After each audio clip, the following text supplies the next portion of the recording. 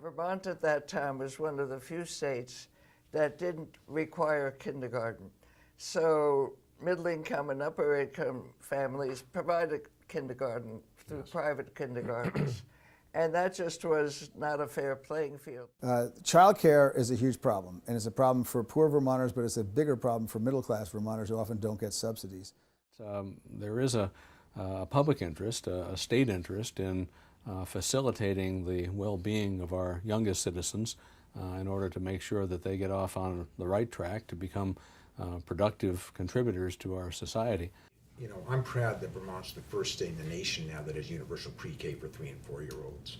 And it's been something that governors, Republicans, and Democrats have worked on for years and years. Even in the 80s, you know, healthcare was a big subject. We knew we had to do something beyond Medicaid and Medicare.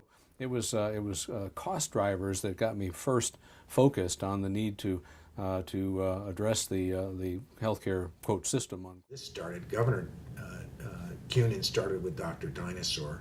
Gov.Dean continued, built upon Dr. Dinosaur, literally made it universal so that all kids had coverage regardless of income.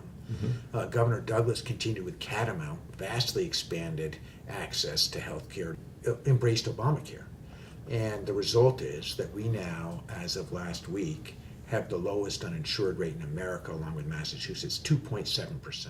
The other initiative I took was to establish parent-child centers throughout the state, not only taking care of the babies and toddlers, they were teaching the parents how to be good parents, and there were young men as well as young women.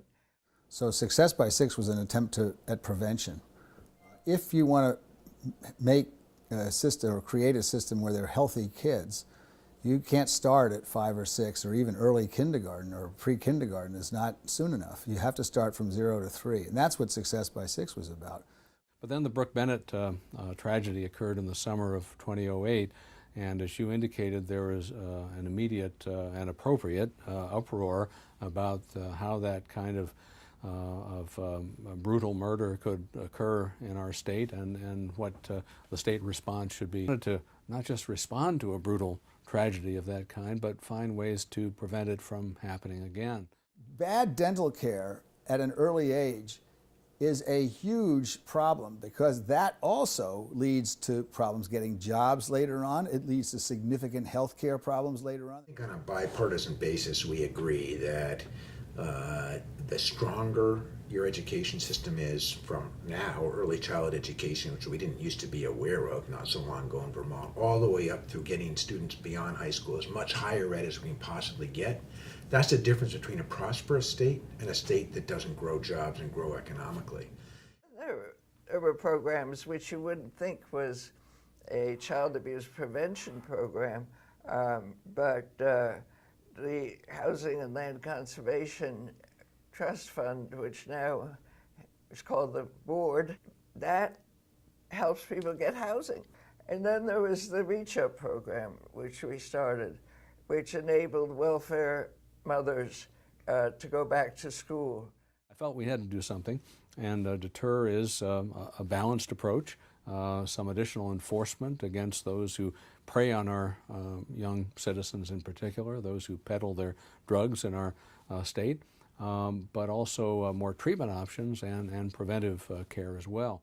We got in this mess because we passed out Oxycontin and other painkillers like candy, and that's an opiate.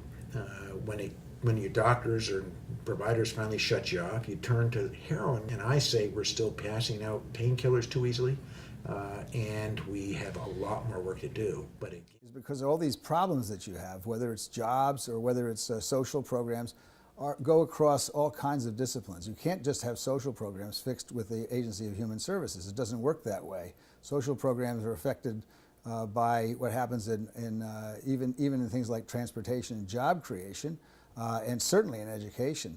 So we tried to coordinate every system that had anything to do with some of the problems we were interested in tackling. I mean, let's figure out what causes abuse. Abuse causes stress in the family, lack of food, lack of housing, lack of health care. So it's not just saying we're going to punish child abuse when when it happens, we have to look at the whole infrastructure of that family and what makes it strong.